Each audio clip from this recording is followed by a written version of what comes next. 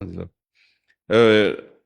श्री गुरुदेव अर्जुन देव जी के चरित्र में उसमें गीता प्रेस से प्रकाशित उसमें पढ़ा था कि एक काबुल का फकीर प्रकट हुआ जब कष्ट दिया जा रहा था गुरु अर्जुन देव जी को। तो उन्होंने कहा कि गुरुदेव, मैं आपकी सामर्थ्य को जानता हूं, यदि आप अपने भजन का बल प्रयोग करें तो इन दुष्टों का विनाश हो जाए। आप क्यों नहीं कर रहे हैं? या तो मुझे आदेश कीजिए, मैं भस्म करूं। अव्यक्त महापुरुष प्रकट हुए थे तो उनका नहीं। तब कहा था, तेरा किया मीठा लगे नहीं। मेरा जो प्रभु है, स्वामी परमेश्वर है, वो जैसा विधान कर रहा है हमको बहुत अच्छा लग रहा है, हमको कोई बुरा नहीं। मतलब गजब की बात है कि पूरे शरीर में तपती हुई बालू डाली जाती है कि छाले फफोले पड़ जाते हैं, तपते हुए तवे पर बैठा ले जाते हैं, कितना कष्ट दिया जाता है। आह नहीं, ये भक्ति सिखाती है, ये भक्ति का बल है।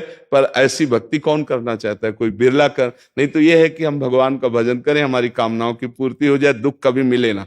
एक स्थिति आएगी ऐसा कि आपकी सारी कामनाएं पूर्ण हो जाएंगी, दुख नहीं मिलेगा, परम सुख मिलेगा, पर उसके लिए इंतजार करो। एक किसान फसल बोता है, इंतजार करता है। आप नाम जप करें, इंतजार करो, आपके दुखों का नाश होगा। पर हम धैर्य न छोड़ें। कोई ऐसी विपत्ति आ जाए तो हम अपने नाम को न छोड़ दें कि नाम ने विपत्ति तो दूर नहीं की और मैं खूब नाम जप कर रहा हूं। अगर इन बातों से पुष्ट रहे तो धीरे धीरे नाम वैखरी से उपांश में, उपांश से मानसिक में, मानसिक से परावाणी में, परावाणी में अजपा जाप होता है।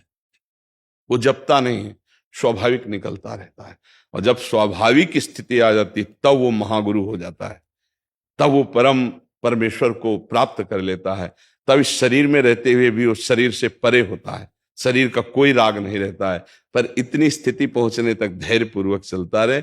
बड़े कृपा पात्र हो वाहे गुरु के कि आप नाम में लग गए। नहीं तो हम सुनते जरूर हैं लेकिन उसको अपने जीवन में नहीं उतारते। जो जीवन में उतारते हैं उनका जीवन सफल हो गया। देखो, मृत्यु तो आनी है, किस दिन आनी, किस क्षण आनी पता नहीं, पर कमा के जाओ ना, गंवा के क्यों जाओ? अपनी श्वासें विषयों में गंवा रहे, एक बार भी भगवान नाम नहीं ले रहे तो जीवन को आपने खो दिया। और नाम जपते हुए, कष्ट सहते हुए चल रहे तो आप महाधनी हो जाओगे। अंतिम फाइनल देखा जाता है। आप साल भर क्या पढ़ाई की, परीक्षा का वो जो पेपर है उसको हल करोगे तब पता चलेगा आपको। ऐसे ही परीक्षा का पेपर आता है। कभी भारी प्रलोभन आ जाता है, भूल जाओ भगवान को।